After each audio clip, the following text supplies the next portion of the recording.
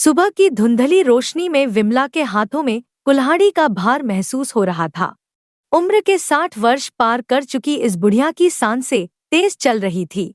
माथे पर पसीने की बूंदें चमक रही थी। जंगल से लौटते समय उसके कंधों पर लकड़ियों का भारी गट्ठर लदा था। गौरी, ओ गौरी! विमला ने आंगन में पहुंचते ही आवाज लगाई।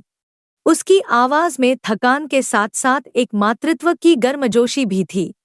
कच्चे घर के अंदर से एक सुंदर युवती निकली। गौरी के चेहरे पर चिंता की लकीरें साफ दिख रही थी। उसकी आंखों में माँ के लिए प्रेम और घर की परिस्थितियों को लेकर व्याकुलता दोनों थी। अरे माँ, आप इतनी जल्दी वापस आ गईं? गौरी ने दौड़कर माँ के कंधे से लकड़ियों का गट्ठर उतारते हुए कहा। मैंने सोचा था आप दोपहर तक आएंगी। विमला ने अपनी कमर सीधी करते हुए एक लंबी सांस भरी।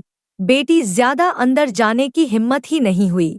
अकेली औरत हूँ, कुछ हो जाए तो। उसने अधूरी बात छोड़ दी और पूछा, खाना बना लिया क्या? तेरी भाभी को भी भूख लगी होगी। गौरी की आंखों में एक पल के लिए कड़वाहट आई, फिर वह संयम से बोली, माँ, लकड़ी ही नहीं थी घर में, अब जाकर बनाऊंगी। और भाभी तो? वह रुक गई। क्या हुआ? सीमा क्या कर रही है? वही अभी तक सो रही है। कल रात देर तक अपनी सहेलियों से बातें करती रही, अब सुबह उठने का नाम ही नहीं ले रही। विमला के चेहरे पर निराशा का भाव आया। वह जानती थी कि बेटे के परदेश जाने के बाद से घर का माहौल बदल गया है, पर वह कुछ नहीं कह सकती थी। चल, कोई बात नहीं, तू जल्दी से चूल्हा जला और खाना बना ले। मैं तब तक यह लकड़ी ठीक से रख देती हूँ। गौरी ने अभी अभी आग जलाई ही थी कि घर के अंदर से आवाज आई। सीमा उठ गई थी। वह जम्हाई लेते हुए बाहर आई। उसके बाल बिखरे हुए थे और चेहरे पर नींद की सुस्ती छाई थी। अरे वाह, अभी तक खाना नहीं बना? सीमा की आवाज में व्यंग्य का पुट था। मुझे तो भूख के मारे चक्कर आ रहे हैं। गौरी ने धैर्य से कहा, भाभी, अभी तो आग जलाई है, थोड़ी देर में बन जाएगा। थोड़ी देर में? तुम लोग दिन भर क्या करते हो यहाँ? सीमा का स्वर तीखा हो गया। बेकार में दिन भर मजे से सो रहे हो और खाना भी वक्त पर नहीं बनता। गौरी का चेहरा लाल हो गया। उसने चूल्हे की तरफ से मुंह मोड़कर कहा, भाभी, आप ऐसे कैसे कह सकती हैं? घर का सारा काम तो हम ही करते हैं। माँ जंगल से लकड़ी लेने गई थी, मैं घर की सफाई कर रही थी। ओहो, तो अब तुम मुझे जवाब दोगी? सीमा के चेहरे पर गुस्से की लालिमा छा गई। भूल गई कि मैं तुम्हारी भाभी हूँ?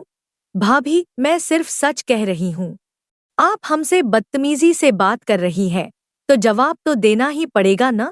इसी वक्त विमला अंदर आई। उसने दोनों को तनी हुई अवस्था में देखा तो समझ गई कि फिर कुछ हुआ है। क्या बात है?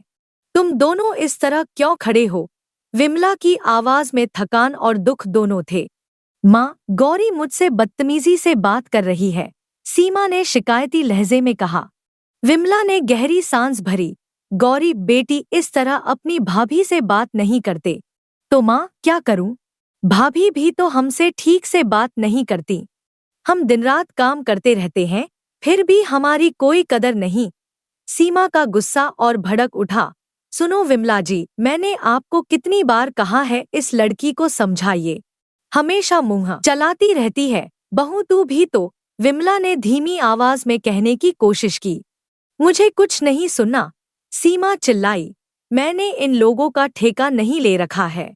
अगर इस घर में रहना है तो अदब से रहो, वरना यहाँ से चले जाओ।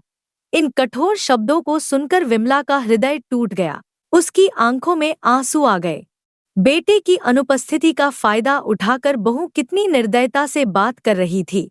कोई बात नहीं गौरी, चल तू खाना बना ले, सब ठीक हो जाएगा, विमला ने अपने आंसू पोंछते हुए कहा।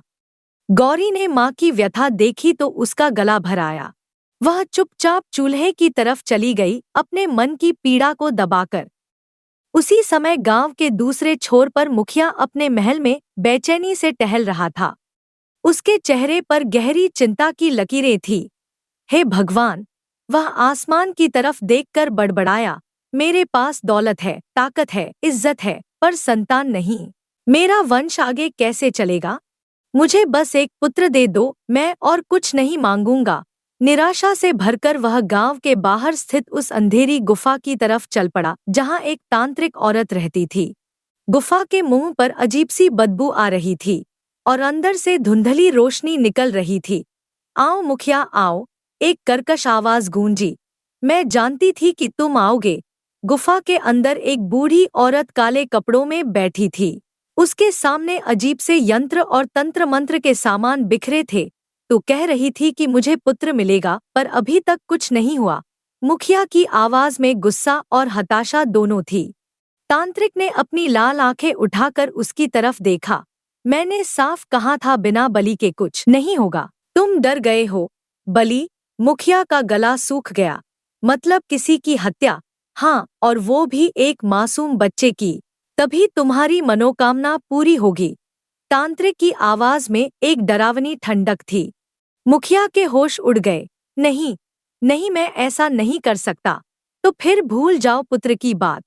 यही एक रास्ता है। तांत्रिक ने अपना मुंह फेर लिया। मुखिया परेशान होकर गुफा से बाहर आया। उसके मन में द्वंद्व चल रहा था। एक तरफ संतान की चाह, दूसरी तरफ अपराध का डर। इधर विमला अपने घर के बाहर बैठकर लकड़ी काट रही थी। उसके हाथ कांप रहे थे, न सिर्फ बुढ़ापे से बल्कि मन की व्याकुलता से भी। गौरी पास आकर बैठ गई। माँ, आप भाभी से साफ साफ क्यों नहीं कह देती? भैया नहीं है तो क्या? मैं तो हूं ना आपके साथ। विमला ने लकड़ी काटना रोका और बेटी की तरफ प्रेम से देखा। बेटी, तेरी भाभी अगर गुस्से में घर छोड़कर चली गई तो मैं तेरे भाई को क्या मुंह दिखाऊंगी? वो मुझ पर भरोसा करके गया है, तो क्या अब हम भाभी की गुलामी करते रहेंगे? गौरी की आवाज में दर्द था। धैर्य रख बेटी, कुछ महीने और। तेरा भाई लौट आएगा तो सब कुछ ठीक हो जाएगा। तब तक हमें सहना होगा। विमला ने गौरी के सिर पर हाथ फेरा। आसमान में बादल घिरने लगे थे। लगता था जैसे प्रकृति भी इस घर की व्यथा को समझ रही हो। हवा में एक अजीब सी बेचैनी थी, जैसे कुछ अनहोनी होने वाली हो। विमला ने आसमान की तरफ देखकर मन में प्रार्थना की, हे भगवान, मेरे बच्चों की रक्षा करना। जो भी तूफान आने वाला है, हमें उसका सामना करने की शक्ति देना। शाम का समय था। सुनहरी धूप धीरे धीरे मध्यम पड़ रही थी और गांव के बाजार में हल्की सी चहल पहल थी। सुरेखा अपने 8 साल के बेटे राज के साथ बाजार से कुछ जरूरी सामान लेने निकली थी। राज उसका इकलौता पुत्र था, उसकी आंखों का तारा, उसके जीवन का सहारा। अम्मा, मुझे वो खिलौने वाली दुकान दिखाओ ना, राज ने मासूमियत से कहा, अपनी माँ की साड़ी का छोर पकड़कर। हाँ बेटा, पहले दाल चावल तो ले लें, फिर देखेंगे। सुरेखा ने प्रेम से राज के बालों में हाथ फेरा। उसकी आंखों में अपार स्नेह था। राज खुशी से उछल-कूद कर रहा था। माँ के साथ बाजार आना उसे बहुत अच्छा लगता था। दुकानदारों की आवाजें, रंग-बिरंगे सामान और सबसे बढ़कर माँ का प्यार, सब कुछ कितना सुंदर लगता था। लेकिन अचानक, अरे, इधर आओ बच्चे। 3-4 आदमी अचानक झाड़ियों से निकले। उनके चेहरे काले कपड़ों से ढके हुए थे। सुरेखा की सांस अटक गई। कौन हो तुम लोग? क्या चाहिए? सुरेखा ने राज को अपनी ओर खींचते हुए घबराकर पूछा। बिना कोई जवाब दिए एक आदमी ने तेजी से राज को पकड़ लिया। अम्मा, अम्मा, राज चीखा, अपने छोटे हाथों से हवा में हिलाता हुआ। नहीं, छोड़ो मेरे बेटे को। सुरेखा दौड़ी, लेकिन दूसरे आदमी ने उसे धक्का देकर गिरा दिया। हे भगवान, तुम कौन हो? मेरे बच्चे के साथ क्या करोगे? अम्मा, मुझे बचाओ। अम्मा, राज की आवाज दूर होती जा रही थी। राज, मेरा बेटा, छोड़ो उसे। सुरेखा उठकर भागने लगी, लेकिन वे लोग घोड़ों पर सवार होकर तेजी से गायब हो गए। चीखें पूरे बाजार में गूंजने लगी। कोई है? कोई है यहाँ? उसकी आवाज कांप रही थी। मेरे बेटे को बचाओ। कोई तो मेरे राज को बचाओ। उसकी चीखें सुनकर आसपास के दुकानदार और लोग दौड़ते हुए आए। अरे सुरेखा, क्या हुआ? तू इस तरह क्यों चीख रही है? बनिया राम प्रसाद ने पूछा। मेरा बेटा, मेरा बेटा। सुरेखा हिचकियों के बीच बोली। कुछ लोगों ने मेरे राज को उठा लिया है। क्या कह रही है? एक और आदमी चौंका। कैसे लोग थे वो? मुझे नहीं पता। उनके चेहरे ढके थे, घोड़ों पर सवार थे। सुरेखा के होंठ सूख गए थे। वो लोग मेरे बच्चे को ले गए। हे राम, मैं क्या करूं? शांत हो जा सुरेखा, हम सब मिलकर खोजेंगे। राम प्रसाद ने सांत्वना देने की कोशिश की। नहीं, मुझे अभी चाहिए मेरा बेटा। सुरेखा का गला बैठ गया था। वो मेरा इकलौता बेटा है। मैं उसके बिना जी नहीं सकती। लोगों की भीड़ उसे घेर कर खड़ी हो गई, लेकिन कोई नहीं जानता था कि क्या करना चाहिए। खबर पहुंचने पर मुखिया तुरंत वहां आया। उसका चेहरा गंभीर था, लेकिन अंदर ही अंदर एक अजीब सी बेचैनी थी। क्या हुआ सुरेखा? मुझे सब बताओ। मुखिया का स्वर गंभीर था। सुरेखा मुखिया के पैर पकड़कर गिर गई। मुखिया जी, मेरे राज को वापस दिला दीजिए। वो मेरी जिंदगी है। उठो उठो, ऐसे रोने से कुछ नहीं होगा। मुखिया ने उसे सहारा दिया, लेकिन उसकी आंखों में एक अजीब सा भाव था। तुमने कहा कि 3-4 लोग थे? हाँ मुखिया जी, काले कपड़ों में, चेहरे ढके हुए, घोड़ों पर सवार। सुरेखा ने हिचकते हुए कहा। मुखिया के मन में संदेह पैदा होने लगा। कहीं यह उसी तांत्रिक के लोग तो नहीं? लेकिन उसने तो मना कर दिया था। या फिर तुम घर जाओ, मैं पुलिस को खबर करता हूँ। तुम्हारे बेटे को जरूर ढूंढ लेंगे, मुखिया ने धीमी आवाज में कहा। सच में मिल जाएगा न मेरा राज? सुरेखा की आंखों में आशा की एक किरण चमकी। हाँ हाँ, जरूर मिल जाएगा, मुखिया ने कहा, लेकिन उसकी आवाज में विश्वास नहीं था। जब यह खबर विमला के कानों तक पहुंची तो उसका दिल दहल गया। एक माँ होने के नाते वह सुरेखा के दुख को समझ सकती थी। हे भगवान, यह क्या हो रहा है हमारे गांव में? विमला ने अपना सिर पकड़ा। माँ, क्या हुआ? गौरी चिंतित होकर आई। सुरेखा के बेटे को किसी ने उठा लिया है। विमला की आंखें भर आईं। वो भी कितनी सुंदर सी माँ है, और राज तो इतना प्यारा बच्चा है। विमला तुरंत सुरेखा के घर की तरफ चल पड़ी। गौरी भी उसके साथ गई।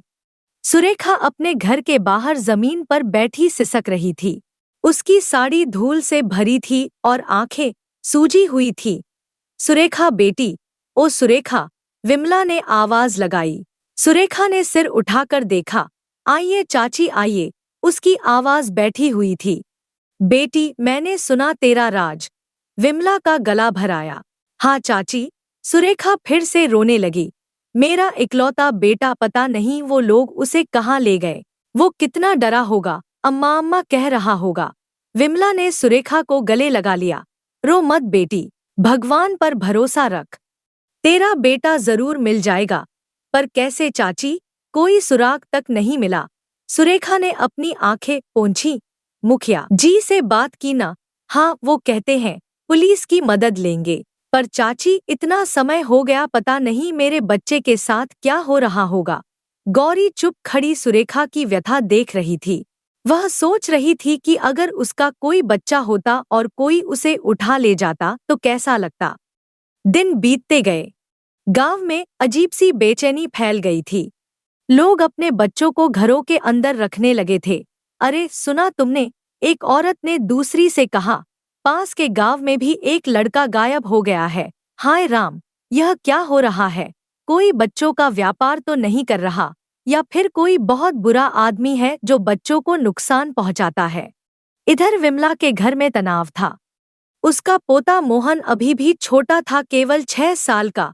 सीमा, विमला ने अपनी बहू से कहा। मोहन कहाँ है? सीमा बेपरवाही से बोली।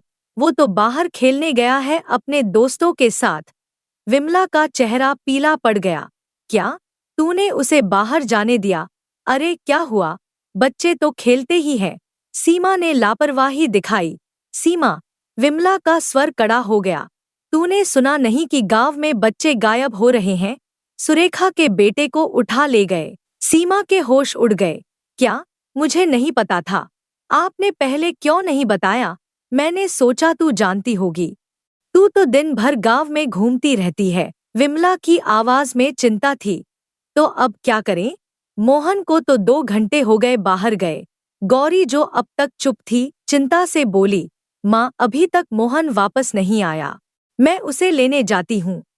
हाँ बेटी, जल्दी जा। विमला के हाथ कांप रहे थे। देख कि वो कहाँ खेल रहा है और उसे तुरंत घर ले आ। गौरी तेजी से घर से बाहर निकली। सूरज ढलने लगा था और गांव की गलियों में अंधेरा बढ़ने लगा था। मोहन, ओ मोहन! वह आवाज लगाते हुए तालाब की तरफ गई जहां बच्चे अक्सर खेलते थे। वहां कुछ बच्चे खेल रहे थे लेकिन मोहन दिखाई नहीं दे रहा था। अरे राजू, मोहन दिखा तुझे? गौरी ने एक बच्चे से पूछा। गौरी दीदी, मोहन तो दोपहर में ही घर चला गया था, राजू ने कहा। गौरी का दिल धक्क से रह गया। क्या, दोपहर में?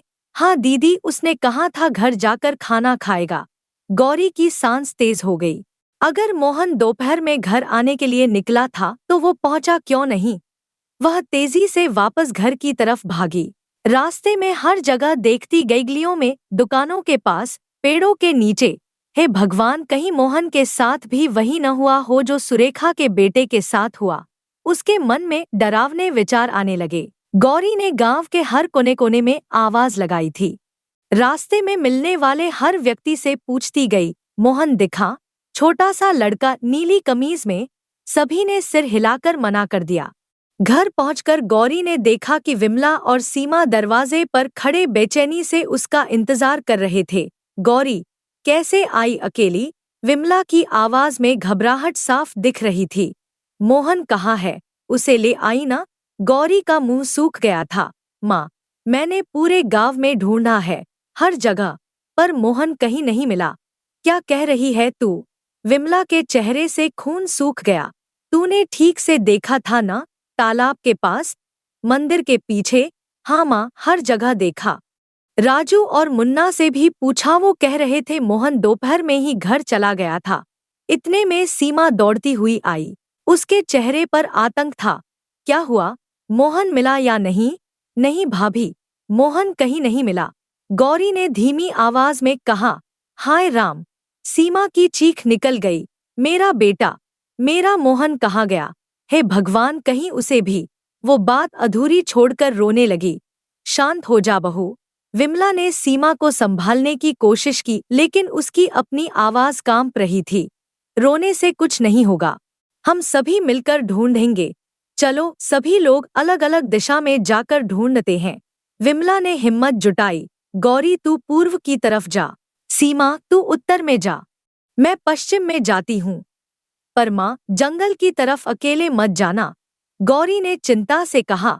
कोई बात नहीं बेटी, अपने मोहन के लिए मैं कहीं भी जा सकती हूँ। विमला की आवाज में दृढ़ता थी। पूरे गांव में खलबली मच गई। लोग अपने घरों से निकलकर खोजने में लग गए। अरे मोहन दिखा तुझे? एक पड़ोसी ने दूसरे से पूछा। नहीं भाई, सुबह से नहीं देखा। पर यह क्या हो रहा है हमारे गांव में? पहले सुरेखा का राज, अब मोहन। कोई बहुत बुरा आदमी है यहाँ। नहीं तो बच्चे ऐसे कैसे गायब हो सकते हैं? घंटे भर बाद सभी निराश होकर वापस मिले। किसी को मोहन का कोई निशान नहीं मिला था। यह कैसे हो सकता है? सीमा रो रही थी।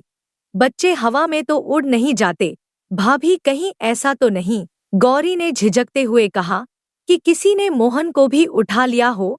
सीमा की चीख निकल गई। नहीं नहीं, मेरे बेटे के साथ ऐसा नहीं हो सकता। चलो, अब देर नहीं करनी चाहिए, मुखिया जी के पास चलना होगा, गौरी ने कहा। दोनों औरतें तेजी से मुखिया के घर गईं। मुखिया अपने दरबार में बैठा कुछ सोच रहा था। उसके चेहरे पर एक अजीब सी परेशानी थी। उसने गौरी और सीमा को देखा तो तुरंत समझ गया कि कुछ गड़बड़ है। आओ आओ, उसने आवाज लगाई। क्या बात है, तुम दोनों इतनी परेशान क्यों लग रही हो? मुखिया जी, सीमा रोते हुए उसके पास गई। मेरा बेटा मोहन गायब हो गया है। मुखिया का चेहरा पीला पड़ गया। क्या, मोहन भी? यह तुम क्या कह रही हो? जी हाँ मुखिया जी, गौरी ने विस्तार से बताया। सुबह से खेलने गया था, फिर वापस नहीं आया। हमने पूरे गांव में ढूंढा है। मुखिया उठकर टहलने लगा। उसके मन में तूफान चल रहा था। यह सब क्या हो रहा है? पहले सुरेखा का बेटा, अब तुम्हारा। कहीं वो तांत्रिक? क्या कहा आपने? गौरी ने सुना। कुछ नहीं, कुछ नहीं। मुखिया ने जल्दी से बात बदली। तुम लोग चिंता मत करो, मैं अभी अपने सबसे बहादुर आदमियों को भेजता हूँ। जंगल जंगल छान मारेंगे। उधर विमला अकेली जंगल की तरफ निकली थी। डर के बावजूद भी वो आगे बढ़ती जा रही थी। मोहन, बेटा मोहन, उसकी आवाज जंगल में गूंज रही थी। दादी आई है तुझे लेने, डरना मत। जंगल घना होता जा रहा था। अजीब सी आवाजें आ रही थी। परिंदे चिल्ला रहे थे। विमला के कदम लड़खड़ा रहे थे, लेकिन वो रुकी नहीं। हे भगवान, मेरे मासूम पोते की रक्षा करना, वो मन में प्रार्थना कर रही थी। वो अभी इतना छोटा है, उसे कुछ नहीं होने दूंगी। अचानक दादी, दादी, विमला के कान खड़े हो गए। यह आवाज, यह तो मोहन की आवाज है। मोहन, बेटा तू कहाँ है? वो चिल्लाई। यहाँ दादी, यहाँ हूँ मैं। विमला तेजी से आवाज की दिशा में दौड़ी। एक बड़े पेड़ के नीचे मोहन दिखाई दिया। उसके कपड़े फटे हुए थे, चेहरा डर से पीला पड़ा था। मोहन, विमला ने दौड़कर उसे गले लगा लिया। बेटा तू यहाँ कैसे पहुंचा? तुझे चोट तो नहीं लगी ना? मोहन काँप रहा था। दादी, मैं बहुत डर गया था। वो बुरे लोग मुझे ले गए थे। कौन से बुरे लोग बेटा? मुझे सब बताओ। विमला ने उसे प्यार से सहलाया। वो काले कपड़े पहने थे, चेहरे छुपाए थे। मुझे पकड़कर एक अंधेरी जगह ले गए। मोहन की आवाज काँप रही थी। कैसी अंधेरी जगह? एक गुफा थी दादी, बहुत डरावनी। वहां एक बूढ़ी औरत थी, बहुत डरावनी। वो कुछ अजीब सी चीजें कह रही थी। विमला का दिल धक्क से रह गया। फिर तू वहां से कैसे निकला? जब वो लोग बाहर गए तो मैं चुपके से भाग आया। बहुत दौड़ा दादी, पर रास्ता भूल गया था। मोहन रोने लगा। विमला ने उसे कसकर गले लगाया। कोई बात नहीं बेटा, अब तू सुरक्षित है। चल जल्दी घर चलते हैं। पर दादी, वो बूढ़ी औरत कह रही थी कि और भी बच्चे लाने हैं। वो कुछ बुरा करने वाली है। विमला के रोंगटे खड़े हो गए। तूने और कुछ देखा वहां? हाँ दादी, राज भैया भी वहीं था। वो बहुत रो रहा था। क्या राज भी वहीं है? विमला का दिल तेजी से धड़कने लगा। चल बेटा, तुझे पहले घर पहुंचाती हूँ, फिर सबको बताना होगा। जब विमला मोहन के साथ घर पहुंची तो गौरी और सीमा की खुशी का ठिकाना नहीं रहा। मोहन, मेरा बेटा। सीमा रोते हुए उसे गले लगा लिया। तू कहाँ था? कितना डर गए थे हम सब। भाभी, गौरी ने पूछा। माँ, ये कहाँ मिला? जंगल में, विमला ने गंभीर आवाज में कहा। पर यह बात इतनी आसान नहीं है। मोहन को किसी ने अगवा किया था। दोनों औरतों के होश उड़ गए। क्या मतलब? सीमा ने घबराकर पूछा। मोहन ने डरते डरते सारी बात बताई। गुफा के बारे में, तांत्रिक औरत के बारे में, और सबसे महत्वपूर्ण राज के बारे में। तो राज अभी भी जिंदा है। गौरी की आंखें चमक उठीं। हाँ, वो वही है, मोहन ने कहा। तो अब हमें क्या करना चाहिए? सीमा ने पूछा। विमला ने सोचा। सबसे पहले मुखिया को बताना होगा, फिर पुलिस को, और सुरेखा को भी उम्मीद देनी होगी कि उसका बेटा जिंदा है। लेकिन माँ, गौरी ने चिंता से कहा, कहीं वो लोग फिर से मोहन को पकड़ने की कोशिश न करें। इसीलिए अब हम सबको बहुत सावधान रहना होगा और जल्दी से जल्दी उस गुफा तक पहुंचकर बाकी बच्चों को बचाना होगा। रात का अंधेरा घिरने लगा था, लेकिन इस बार अंधेरे के साथ साथ एक नई उम्मीद की किरण भी थी। राज और दूसरे बच्चे जिंदा थे और अब उन्हें पता था कि वो कहाँ है। अगले दिन सुबह सुबह विमला मुखिया के घर पहुंची। उसके चेहरे पर राहत और चिंता दोनों मिश्रित भाव थे। मुखिया अपने दरबार में बैठा कुछ गहरी सोच में डूबा था। मुखिया जी, मुखिया जी, विमला ने आवाज लगाई। मुखिया ने सिर उठाकर देखा। आओ विमला, क्या समाचार है? मोहन का कुछ पता चला? जी हाँ मुखिया जी। विमला की आंखों में खुशी की चमक थी। मोहन मिल गया है। वो जंगल में था। मुखिया का चेहरा तुरंत तनावग्रस्त हो गया। जंगल में? वो वहां कैसे पहुंचा? बच्चा भला अकेले इतने घने जंगल में क्या करता? यही तो बात है मुखिया जी, विमला ने गंभीर स्वर में कहा। मोहन बता रहा था कि उसे कुछ लोग जबरदस्ती ले गए थे। क्या? मुखिया उठकर खड़ा हो गया। कौन से लोग? उसने देखा उन्हें। हाँ, काले कपड़ों में थे, चेहरे ढके हुए थे, एक अंधेरी गुफा में ले गए थे। विमला ने आंखें भींचकर कहा। मुखिया जी, मुझे लगता है जंगल में कुछ बहुत गलत हो रहा है। आप जाकर देखिए तो। मुखिया के माथे पर पसीना आ गया। उसके मन में तूफान उठ रहा था। तुम कहती हो कि कुछ लोग बच्चों को गुफा में ले जा रहे हैं? जी हाँ। और सुनिए मुखिया जी, विमला का स्वर और भी गंभीर हो गया। मोहन ने बताया कि वहां सुरेखा का राज भी था, मतलब दूसरे बच्चे भी वही हैं। मुखिया का मुंह सूख गया। अब उसे समझ आ रहा था कि गुंजा ने उससे झूठ कहा था। विमला चले जाने के बाद मुखिया बेचैनी से इधर-उधर टहलने लगा। यह सब गुंजा का काम है, वो बड़बड़ाया। मैंने उसे मना किया था फिर भी। लेकिन उसने तो कहा था कि वो कुछ नहीं कर रही। तो क्या वो झूठ बोल रही थी? उसका गुस्सा बढ़ता जा रहा था। मैं उससे सफाई मांगूंगा। अगर वो बच्चों को परेशान कर रही है तो मैं उसे बर्दाश्त नहीं करूंगा। दोपहर होते होते मुखिया का धैर्य टूट गया। वो तेजी से जंगल की तरफ चल पड़ा। गुफा के मुंह पर पहुंचकर मुखिया ने आवाज लगाई, गुंजा, बाहर आओ। गुफा के अंदर से कर्कश आवाज आई, आओ मुखिया आओ। मैं जानती थी कि तुम आओगे। मुखिया गुस्से से अंदर घुसा। गुंजा अपनी जगह बैठी मुस्कुरा रही थी। गुंजा, मुखिया की आवाज में आग थी। यह तुम क्या कर रही हो? मैंने तुमसे साफ साफ कहा था कि मुझे बलि नहीं देनी। गुंजा ने निर्दोषता का नाटक किया। क्या हुआ मुखिया जी? मैंने कुछ गलत किया क्या? अरे कुछ गलत किया? मुखिया चिल्लाया। तुम गांव के बच्चों को अगवा कर रही हो। यह कुछ गलत नहीं है। मैं? गुंजा ने चौंकने का नाटक किया। मैं कोई बच्चा अगवा नहीं कर रही। आपको किसने कहा? झूठ मत बोलो।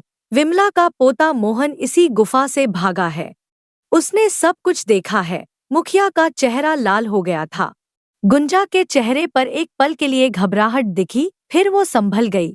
मुखिया जी, मुझे नहीं पता यह सब कौन कर रहा है। मैं तो यहाँ अकेली बैठी रहती हूँ। तुम्हारे अलावा यह काम कौन कर सकता है? मुखिया ने आंखें तरेर कर कहा। तुम्ही ने तो कहा था कि बच्चे की बलि चाहिए, पर मैंने थोड़े ही कहा था कि मैं जाकर उन्हें पकड़ूंगी। मैं तो बस यहाँ बैठी रहती हूँ। मुखिया कुछ देर चुप रहा। गुंजा की बात में कुछ तो दम था। तो फिर यह सब कौन कर रहा है? मुझे नहीं पता। गुंजा ने कंधे उचकाए।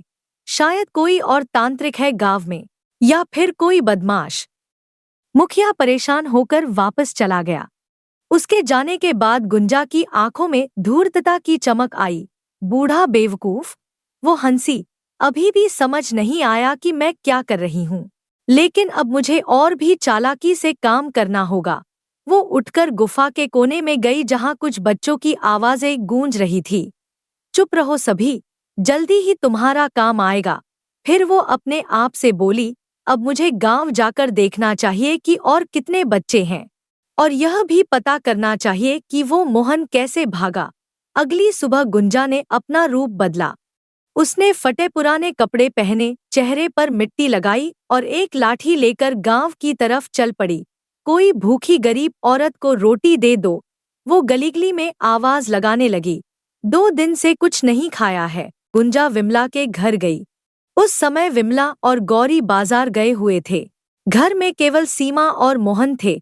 अरे कोई है? गुंजा ने आवाज लगाई।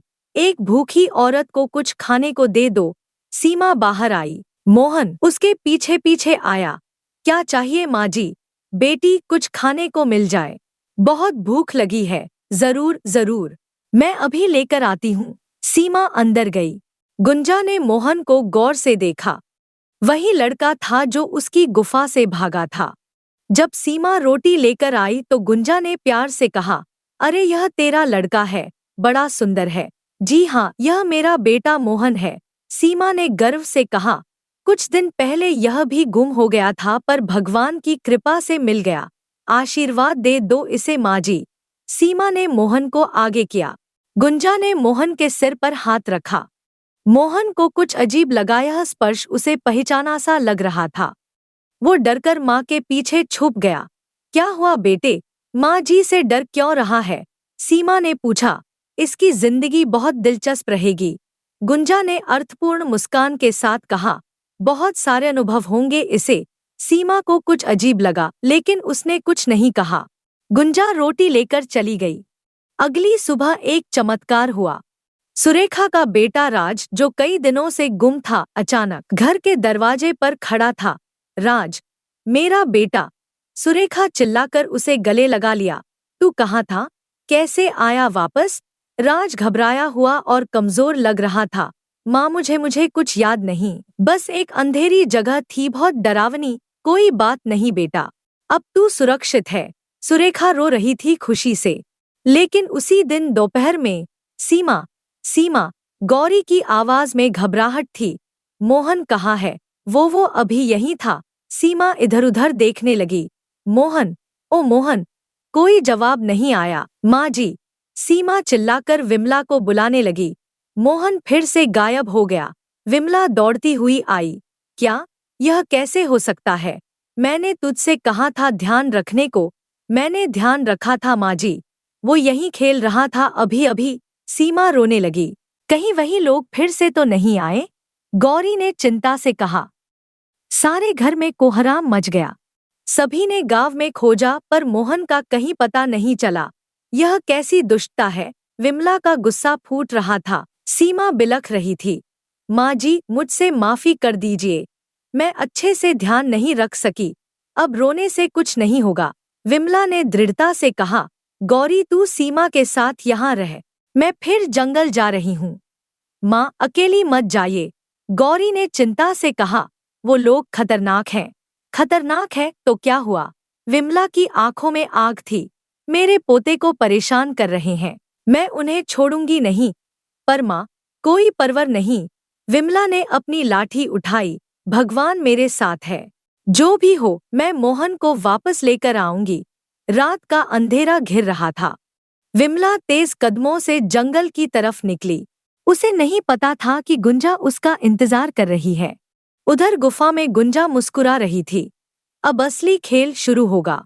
बूढ़िया खुद चलकर आएगी, तब मैं उसे भी। मुखिया अपने घर में बेचैनी से इधर-उधर टहल रहा था। उसके माथे पर चिंता की गहरी लकीरें थी। यह सब क्या हो रहा है? वो बड़बड़ाया। पहले गुंजा कहती है कि वो कुछ नहीं कर रही, फिर बच्चे गायब हो रहे हैं, वापस आ रहे हैं, फिर गायब हो रहे हैं। वो अपनी पत्नी को आवाज लगाने लगा।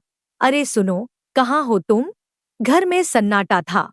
मुखिया ने हर कमरे में झांका, रसोई में, आंगन में, छत पर। कहीं कोई नहीं था। यह कहाँ चली गई सुबह सुबह? उसकी आवाज में परेशानी थी। कभी बिना बताए कहीं नहीं जाती थी, आज अचानक से गायब हो गई। मुखिया को एक अजीब सा संदेह होने लगा। कहीं वो भी इस सब में तो शामिल नहीं? नहीं, यह कैसे हो सकता है? वो तो। लेकिन उसका मन शांत नहीं हो रहा था। उधर विमला जंगल की गहराई में अकेली चली जा रही थी।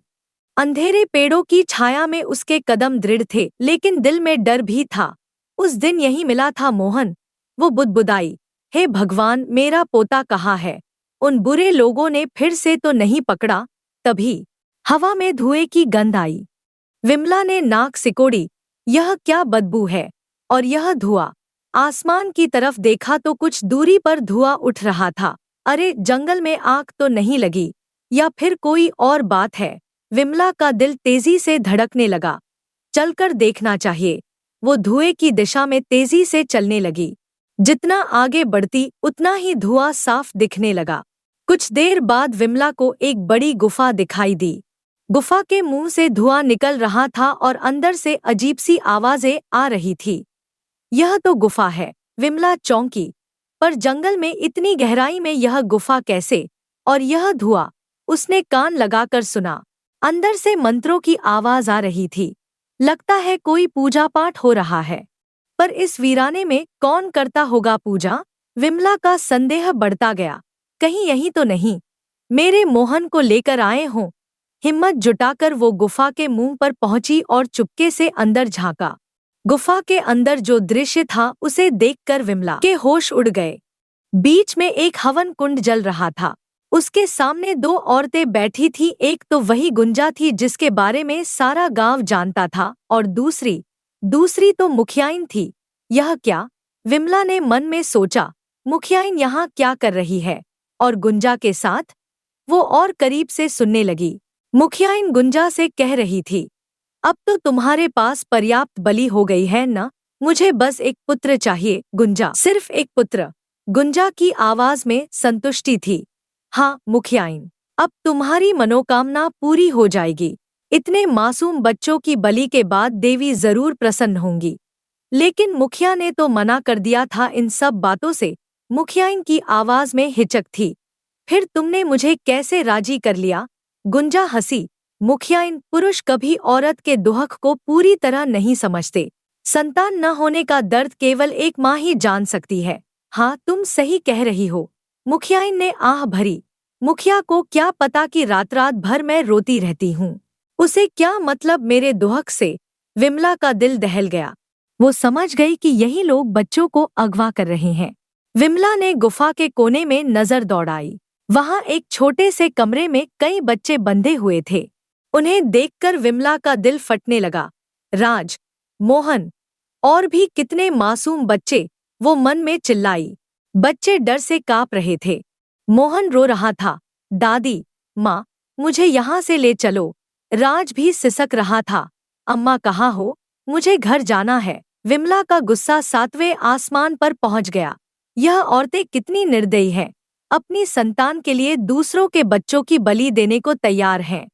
विमला ने हिम्मत बांधी और गुफा में कदम रखा। तुम लोग यह क्या कर रहे हो? उसकी आवाज गर्जना की तरह गूंजी। गुंजा और मुखियाइन चौंक गए। दोनों ने पीछे मुड़कर देखा तो विमला को देखकर उनके चेहरे पीले पड़ गए। विमला, मुखियाइन हकलाई। तुम यहाँ कैसे? मैं अपने पोते को ढूंढने आई थी। विमला की आवाज में आग थी। और यह क्या देख रही हूँ? तुम दोनों मिलकर मासूम बच्चों के साथ यह अत्याचार कर रहे हो। गुंजा तुरंत संभल गई। तो क्या करोगी तुम?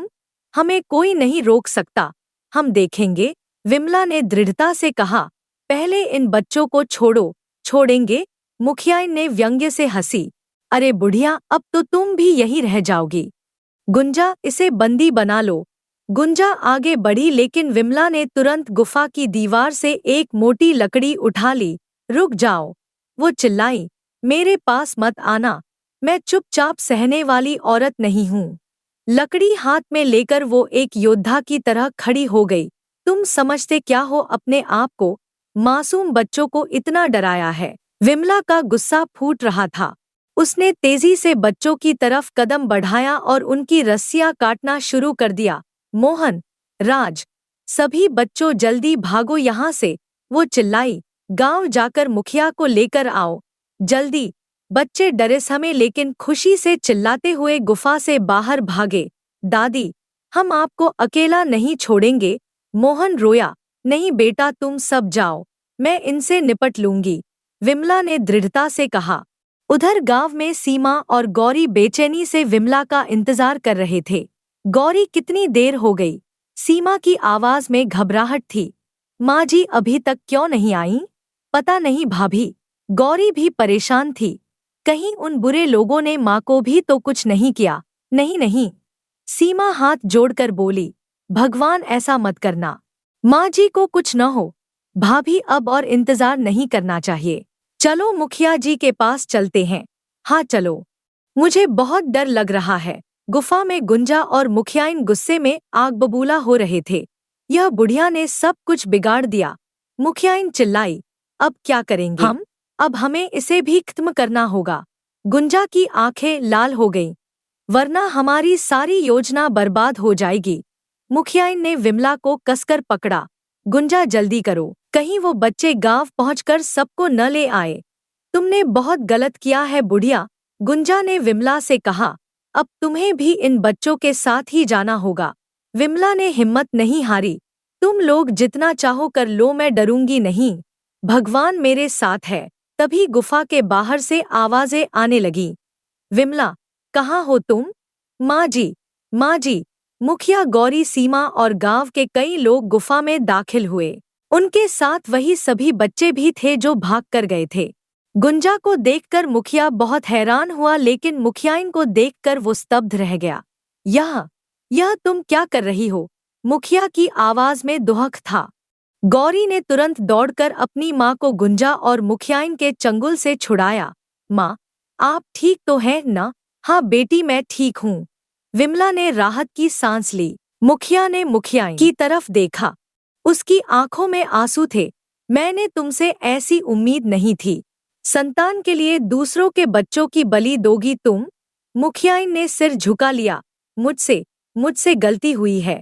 जब मैंने मना कर दिया था तो तुम कैसे राजी हो गई इन सब बातों के लिए? मुखियाइन रो पड़ी। मैं बहुत परेशान थी। संतान न होने का दुख मुझसे सहा नहीं गया। सीमा भावुक होकर विमला के पास आई। माँ जी, उसकी आवाज में पश्चाताप था। मुझे माफ कर दीजिए। मैंने हमेशा आपके साथ बुरा व्यवहार किया, लेकिन आपने मेरे बेटे की जान बचाई। विमला ने सीमा के सिर पर प्यार से हाथ रखा। यह तू क्या कह रही है बहू? मोहन मेरा भी तो पोता है न, और सभी बच्चे हमारे ही हैं। माँ जी, आप कितनी महान हैं। मुखिया ने विमला के सामने हाथ जोड़े। विमला, तुमने गांव के सभी बच्चों की जान बचाई है। हम सब तुम्हारे एहसानमंद हैं। अरे मुखिया जी, विमला ने सरलता से कहा, इसमें एहसान की क्या बात है? यह तो मेरा फर्ज था। आखिर यह सब गांव के बच्चे हैं न? सभी बच्चे खुशी से विमला को घेर कर खड़े हो गए। दादी, आप हमारी हीरो हैं। मोहन ने कहा। विमला आंटी, आपने हम सबको बचाया। राज भी खुश था। सूरज उग रहा था जब सभी लोग गांव वापस पहुंचे। पूरे गांव में खुशी का माहौल था। बच्चे अपने माता पिता से मिल रहे थे। सभी एक दूसरे को गले लगा रहे थे। सुरेखा अपने राज को गले लगाकर रो रही थी। मेरा बेटा, अब मैं तुझे कहीं अकेले नहीं जाने दूंगी। विमला ने देखा कि गुंजा और मुखियाइन को गांव के लोगों ने बांध कर रखा है। मुखिया जी, विमला ने कहा, इन्हें सजा मिलनी चाहिए, लेकिन मुखियाइन का दुख भी समझना चाहिए। वो भी एक माँ है। मुखिया ने सिर हिलाया। तुम सही कह रही हो विमला। न्याय होगा, लेकिन दया भी होगी। गांव में अब शांति थी। बच्चे सुरक्षित थे। सच्चाई सामने आ गई थी। और सबसे बड़ी बात, एक साधारण बुढ़िया की वीरता ने सबको एक नई सीख दी थी। माँ, गौरी ने कहा, आप जो किया वो कोई और नहीं कर सकता था। विमला ने मुस्कुराकर कहा, बेटी, जब अपने बच्चों की बात आती है तो हर माँ शेरनी बन जाती है। यह कोई नई बात नहीं।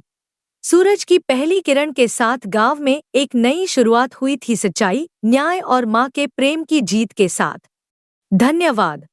अगली कहानी। यह ठंडी सुबह थी।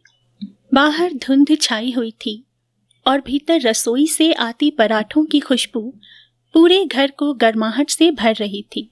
माँ के हाथ के बने आलू के पराठे, जिसका इंतजार घर के हर सदस्य को रहता था। खाने की मेज पर सब बैठे थे। सतीश ने जैसे ही पहला निवाला लिया, उसके चेहरे पर चमक आ गई। उसे तो हमेशा से माँ के आलू और गोभी वाले पराठों से सबसे ज्यादा मोह था। कभी कभी वह पुरानी यादें भी ताज़ा कर लेता। वो दिन जब माँ ने पनीर के भरे पराठे बनाए थे और उसने मानो पूरा थाल ही खाली कर दिया था। पर उस सुबह एक कोना ऐसा भी था जहाँ चुप्पी गहरी थी। हरीश ने पराठा तोड़कर मुंह में डाला जरूर, लेकिन उसकी आंखों में जैसे कोई और ही आग जल रही थी। माँ ने गौर किया। वो गुमसुम बैठा था, चुप, पर भीतर बहुत कुछ उबल रहा था। माँ ने धीरे से आवाज दी, मगर जवाब में हरीश का चेहरा और भी कठोर हो गया। कुछ ही क्षणों बाद उसकी थाली जोर से मेज पर रखी गई। उस आवाज में उसकी चुप्पी टूट गई। उसने साफ कह दिया, सड़क किनारे वाला खेत तो वही लेगा। उसके लिए ये कोई मामूली बात नहीं थी। खेत का नाम आते ही जैसे उसकी आवाज में दबा हुआ गुस्सा बाहर निकल पड़ा। माँ ने समझाने की कोशिश की, बड़ा खेत तो उसे मिल ही रहा है, फिर ये जिद क्यों? लेकिन हरीश का मन अब और बहलने वाला नहीं था। माहौल अचानक भारी हो गया। सतीश की आंखों में नमी उतर आई। उसने माँ की ओर देखा और धीमे से बोला, अगर छोटे को वही खेत चाहिए तो रहने दीजिए ना माँ, मैं कुछ नहीं लूंगा। उसकी आवाज में शिकायत नहीं थी, बस एक त्याग था, एक पीड़ा से भीगता हुआ त्याग। माँ का मन सिहर उठा। उसने चाहा कि दोनों बेटों की हथेलियां जोड़ दे, लेकिन उस क्षण में शब्द जैसे उसके गले में ही अटक गए। हरीश ने सामने देखा और बुझे स्वर में कह दिया, मुझे जमीन जायदाद का कोई लालच नहीं है माँ, लेकिन उसकी आंखों और स्वर की कड़वाहट से साफ झलक रहा था कि बात सिर्फ खेत की नहीं थी, कहीं गहरे में रिश्तों का बोझ, बरसों का दबा हुआ आक्रोश और अपने हिस्से की पहचान की प्यास की भी थी। ठंडी सुबह के उस महकती घड़ी में जब माँ के हाथों के बने पराठे पूरे घर में सुगंध फैला रहे थे, अचानक हवा का रुख बदल गया। स्वाद और अपनापन से भरा वह पल कड़वाहट से भर उठा। हरीश के आंखों में आंसू थे, स्वर कांप रहा था, जैसे बरसों से दबा हुआ दर्द अब बाहर निकलने को आतुर हो। उसने कहा भी तो यही कि यह लालच नहीं, हक है। बचपन से लेकर आज तक उसने सब कुछ भैया के साथ ही तो जिया था। पिताजी के जाने के बाद भैया ने जिम्मेदारी उठाई, यह सच था, लेकिन क्या जिम्मेदारी उठाने का अर्थ यह था कि अब वह अकेले ही मालिक हो जाएं? हरीश के भीतर की पीड़ा शब्दों में ढल गई थी। दोनों बेटों के बीच जो खाई बन रही थी वह माँ से देखी नहीं गई। उन्होंने हाथ उठाकर रोका। उनकी आवाज में सिहरन थी, मानो हर शब्द खून के आंसू बनकर टपक रहे हों। पराठे तो चैन से खा लो, उन्होंने कहा। संपत्ति की बातें बाद में कर लेना, वैसे भी जब तक मैं जिंदा हूं इस घर में कोई दीवार खड़ी नहीं होगी। जब मैं ना रहूं तब मन चाहे बांट लेना, तब दीवार खड़ी कर लेना बीच आंगन में, इसी घर के बीचों बीच। यह सुनते ही हरीश की आत्मा जैसे झकझोर दी गई। माँ के शब्दों ने उसके भीतर दबे हुए दर्द का पिटारा खोल दिया। उसकी आंखों के सामने उसका पूरा बचपन घूम गया। वही बचपन जब एक ही थाली में सब खाते थे, जब बड़े भाई के किस्सों के बिना छोटे भाई को नींद नहीं आती थी, जब त्योहारों पर दोनों मिलकर पतंग उड़ाते थे और हंसी के ठहाके गांव की गलियों में गूंजते थे, जब खेत की मेड़ पर दोनों की परछाइयां साथ साथ लंबी होती थी। पर अब सब कुछ बदल गया था। आज खेत मिल गया था, पर रिश्तों का वह बंधन कहीं खो गया। हरीश के दिल में सवाल उठ खड़ा हुआ, क्या यह सौदा सही था? जमीन का टुकड़ा लेकर उसने अपने भाई का प्यार तो खो दिया। क्या सचमुच यही उसका हक था, या फिर अपनों को खोने की कीमत पर पाया हुआ एक बोझ? सुबह का धुंधलका अभी पूरी तरह छटा नहीं था। ठंडी हवा में ओस की नमी थी और हल्की धूप छतों पर बिखर रही थी। हरीश धीरे धीरे अपनी छत पर टहलने निकला। उसके कदम भारी थे, पर मन और भी बोझल। उधर सामने वाली छत पर सतीश खड़ा था, न जाने कब से, जैसे इंतजार ही कर रहा हो। बस 2 पल के लिए दोनों भाइयों की नजरें मिली। उन आंखों में जाने कितने मौसम छिपे थे। बचपन का स्नेह, बीते दिनों की हंसी, कल की कड़वाहट, आज का पछतावा, और फिर भी बीच में एक दीवार थी, अहंकार की दीवार। हरीश ने पल भर में मुंह फेर लिया, मानो नजरें मिलाना और भी कठिन हो। कदम उसके छत पर घूमते रहे, मगर दिल भीतर ही भीतर तड़प रहा था। सतीश भी चुप रहा। उसके होंठ बंद थे, लेकिन आंखों में चाहत थी कि शायद कोई एक कदम बढ़े। तभी नीचे आंगन से हर्षिता की आवाज आई, पापा जी, पराठे तैयार हैं, ठंडे हो जाएंगे। आवाज मासूम थी, पर जैसे उस ठंडी सुबह में एक गर्म पुकार। हरीश ठिठका, फिर सीढ़ियों की ओर बढ़ चला। एक क्षण के लिए ठहरकर उसने पीछे देखा, उस ओर जहां उसका भाई बैठा था। सतीश अब नजरें झुकाए था, जैसे भीतर ही भीतर वही इंतजार कर रहा हो। क्षण बीत गया, दीवार भारी हो गई। हरीश ने कुछ कहे बिना नजर फेर ली और सीढ़ियां उतर गया। छत पर बस ठंडी हवा रह गई और 2 दिल जो एक दूसरे तक पहुंचने की कोशिश में ही हार गए। रसोई से उठते गर्म पराठों की खुशबू ने पूरे घर को भर दिया था। हर्षिता ने मुस्कुराते हुए परोसा, पापा जी कहाँ चले गए थे? देखिए ना, पराठे ठंडे हो रहे हैं। हरीश थके कदमों से आकर बैठ गया। बोला भी तो धीरे से, कहीं नहीं बेटी, बस यूं ही छत पर टहलने चला गया था। बेटी की आंखों में चिंता थी, इतनी ठंड में ऊपर क्यों जाते हैं, बीमार पड़ जाएंगे। आइए बैठिए, मैं दही भी ले आती हूँ। हरीश ने हल्की मुस्कान से टाल दिया। नहीं बेटी, बस पराठे के साथ चाय दे देना। हर्षिता चौंकी। सिर्फ चाय क्यों? उस प्रश्न पर हरीश की आंखें कहीं दूर चली गईं, जैसे अतीत की परछाइयां उनमें उतर आई हों। उसने गहरी सांस खींची और धीमे स्वर में कहा, पता है, जब मेरी माँ पराठे बनाती थी ना, तो हम दोनों भाई नहीं, हम सब पराठे सिर्फ चाय के साथ ही खाते थे। वाक्य छोटा था, पर उसमें अनगिनत यादों का बोझ था। वह चाय जो एक समय स्नेह और साथ की गवाही देती थी, अब केवल एक टीस बनकर रह गई थी। हर्षिता चुप रही। उसने महसूस किया कि इस सरल से वाक्य में एक गहरा घाव छुपा है। दिन ढल गया। शाम को जब आंगन की हवा ठंडी होने लगी और घर के आंगन में दिए टिमटिमाने लगे, हर्षिता अपने पति हिमांशु के पास बैठी। मन में उठे सवाल अब और दबाए न गए। उसने धीमे से उसका हाथ थाम लिया। सुनिए, उसकी आवाज में व्याकुलता थी। आज मुझे सब कुछ जानना है। पापा जी और चाचा जी आपस में बात क्यों नहीं करते? हम उनके घर क्यों नहीं जाते और वे हमारे घर क्यों नहीं आते? आखिर ऐसा हुआ क्या है? हिमांशु ने उसकी ओर देखा। उसकी आंखों में हिचकिचाहट थी। कितनी ही बार वह इस प्रश्न को टाल चुका था, पर आज हर्षिता का स्वर एकदम साफ था। इस बार तो जवाब देना ही होगा। उसने गहरी सांस भरी, मानो भीतर का बोझ शब्द बनने की तैयारी कर रहा हो। अच्छा, आओ पास बैठो, धीरे धीरे सब बताता हूँ। उसकी आवाज धीमी हो गई, लेकिन उसमें छुपा सच हर्षिता के जीवन का सबसे गहरा रहस्य खोलने वाला था। रात गहराती चली गई। घर के आंगन में दीपक की लौ कांप रही थी और दूर कहीं कुत्तों के भौंकने की आवाज आ रही थी। ऐसे ही सन्नाटे में हिमांशु ने अपनी पत्नी को वह कहानी सुनाई, वही कहानी जो कभी किसी ने खुलकर नहीं बताई थी। जमीन का बंटवारा, भाइयों के बीच पनपा झगड़ा, माँ का टूटा हुआ दिल और फिर वह काली घड़ी, जब एक ही आंगन में पले बढ़े दो बेटे अलग अलग छतों तले जा बैठे। एक दीवार उठी और उस दीवार ने घर ही नहीं बल्कि रिश्तों को भी बांट दिया था। हर्षिता सुनती रही।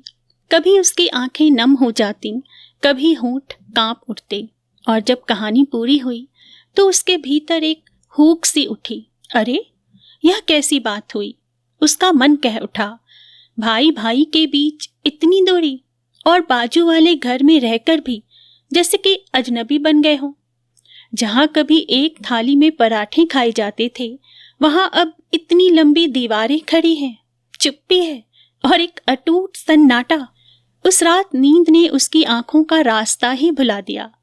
करवटें बदलते हुए उसका मन बार बार उसी बात पर लौट आता। कैसे टूटे रिश्तों को जोड़ा जाए, कैसे इन दो घरों के बीच पसर गई खाई को पाटा जाए। धीरे धीरे उसकी आंखों में संकल्प की चमक उतर आई। कल से ही कुछ करना होगा, उसने मन में ठाना। यह घर फिर से हंसी की आवाज से गूंजना चाहिए। वही रसोई की महक, वही पराठों की थाली, और दोनों भाई एक साथ एक दूसरे के सामने बैठे हुए। उसका मन बार बार दोहराता रहा, प्रेम की जीत होनी चाहिए और अहंकार की हार होनी चाहिए। सुबह की ठंडी धूप आंगन में उतर आई थी। घर के भीतर रसोई से आती मसाले की हल्की खुशबू और बाहर चिड़ियों की चहचहाहट, मानो सब कुछ एक नए आरंभ की आहट दे रहा था। हर्षिता ने उस सवेरे हिमांशु को पास बुलाया। उसके चेहरे पर मुस्कान थी, पर आंखों में एक छुपा हुआ संकल्प। सुनिए, आपसे एक काम है, उसने धीरे से कहा। हिमांशु ने उत्सुक होकर देखा। हाँ हाँ कहो, क्या चाहिए? हर्षिता ने पल भर रुककर अपनी बात रखी। मुझे वो दादी जी वाला चूल्हा चाहिए। हिमांशु ठठाकर हंस पड़ा।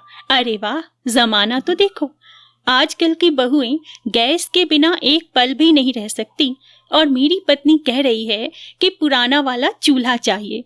कोई और सुन लेना तो हंसते हंसते लोटपोट ही हो जाए। हर्षिता ने भी हंसकर बात टाल दी, पर उसकी मुस्कान में गंभीरता छुपी थी। बस बस मजाक छोड़िए, आप उतना ही कीजिए जितना मैंने कहा है। हिमांशु ने सिर हिलाया, मानो हार मान ली हो। अरे बाबा ठीक है, लेकिन पता नहीं वह पुराना चूल्हा अब भी कहाँ पड़ा होगा, शायद स्टोर के किसी अंधेरे कोने में। हर्षिता ने दृढ़ स्वर में कहा, तो ढूंढ लेंगे, जिस भी कोने में हो हम निकालेंगे, वह चूल्हा ही तो मेरे काम आएगा। हिमांशु अब भी उलझन में था। उसने भौहें सिकोड़ते हुए पूछा, अरे पर बताओ तो सही, उस पुराने दादी के चूल्हे का करोगी क्या? हर्षिता बस मुस्कुराई। उसके मन में एक योजना थी जिसे अभी उसने जाहिर नहीं किया, मानो समय आने पर वही चूल्हा पुराने रिश्तों की बुझी आंच को फिर से सुलगाने वाला हो। सुबह का आकाश हल्की सुनहरी रोशनी से भरने लगा था। ठंडी हवा में ओस की नमी थी और चारों ओर एक गहरा सन्नाटा पसरा था। पर उस सन्नाटे के बीच हर्षिता के मन में हलचल थी, एक योजना, एक संकल्प जिसे उसे अब निभाना था। उसने अलमारी खोली और सावधानी से एक पुरानी साड़ी निकाली, वही नीले रंग की साड़ी जिसे उसकी दादी सास अक्सर पहना करती थी। कपड़े अब पुराने हो चुके थे, लेकिन उनमें बीते दिनों की खुशबू अभी भी बसी थी। उस साड़ी को पहनकर उसने ऊपर से मोटा ऊनी स्वेटर डाला। ठंडी सुबहों में दादी की पहचान वही थी। फिर आईने के सामने बैठकर उसने अपने बाल बांधे, जूड़ा बिल्कुल वैसा ही बनाया जैसा कभी दादी माँ बनाया करती थी, और कानों में वही छोटी सी चांदी की बालियां डाली जो दादी के सबसे प्रिय गहनों में से एक थी। अब वह केवल हर्षिता नहीं रही थी, उसमें जैसे दादी की झलक उतर आई थी।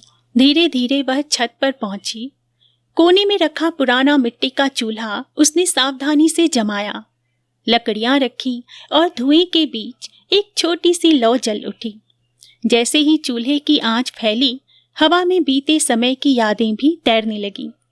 हर्षिता ने उसी चूल्हे पर पराठे सेकने शुरू किए। आटे की गोल गोल लोइयां बेलकर गरम तवे पर रखी। घी की महक और सुलगती लकड़ियों का धुआं मिलकर एक ऐसी सुगंध बनाने लगे जो सीधे दिल तक पहुंचती थी। सुबह की ठंडी हवा में वह खुशबू फैल गई। नीचे आंगन में, गली के मोड़ तक और सबसे बढ़कर उस छत तक भी जहां सतीश अक्सर टहलने आता था।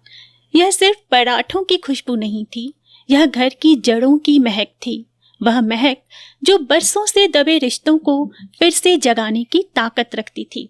सुबह की ठंड अपने पूरे जोरों पर थी।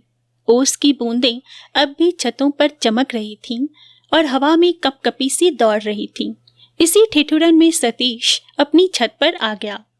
हाथ में उसके गरम चाय का प्याला था, मानो उसी की भाप से वह खुद को जिंदा रखे हुए हो।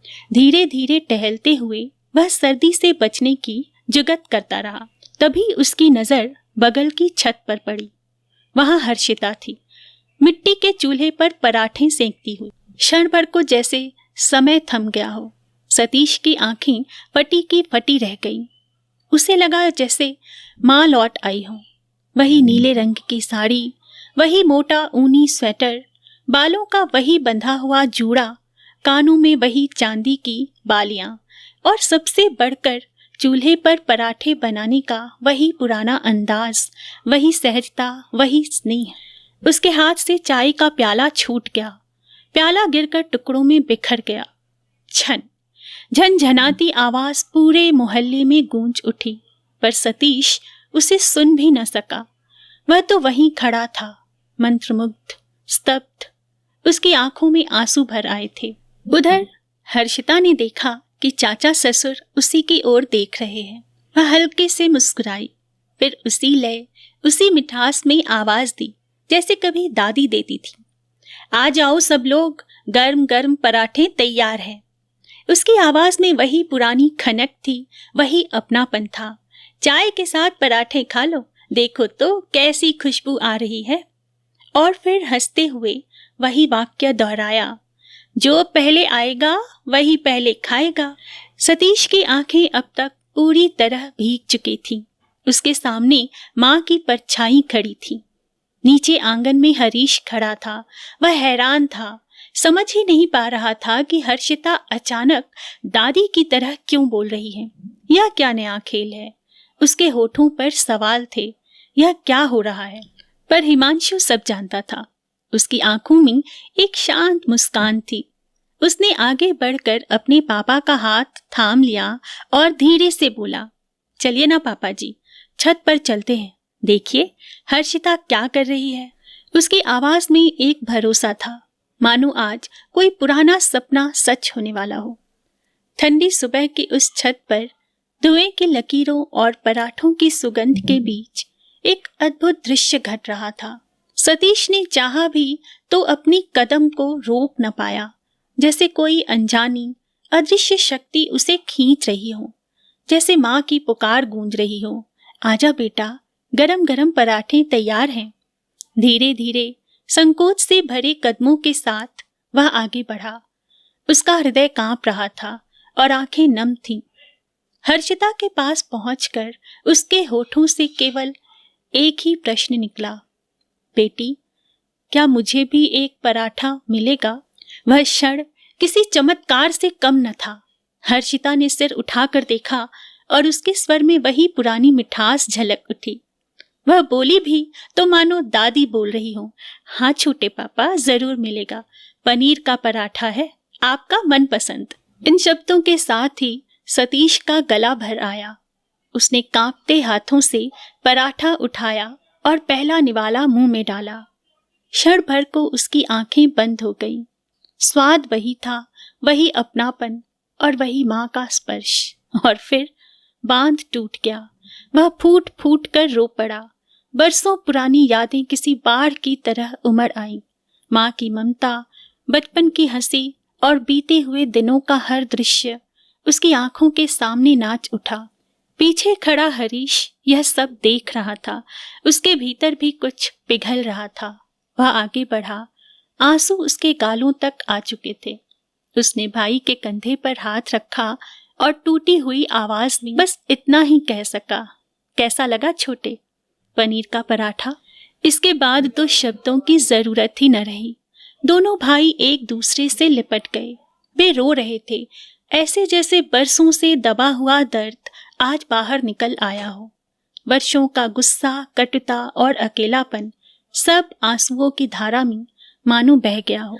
छोटे, सतीश ने सिसकियों के बीच कहा। भैया, हरीश की आवाज भी रुंधी हुई थी। दोनों एक दूसरे की बाहों में थे और वहीं पास खड़ी हर्षिता चुपचाप मुस्कुरा रही थी।